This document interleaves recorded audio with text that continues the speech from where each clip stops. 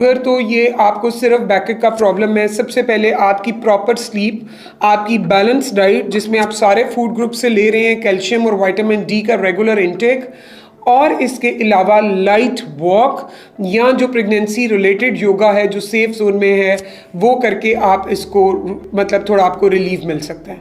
इसके बावजूद भी अगर बहुत ज़्यादा है तो उसके लिए हॉट कंप्रेशंस भी हैं, हॉट बाथ्स भी हैं।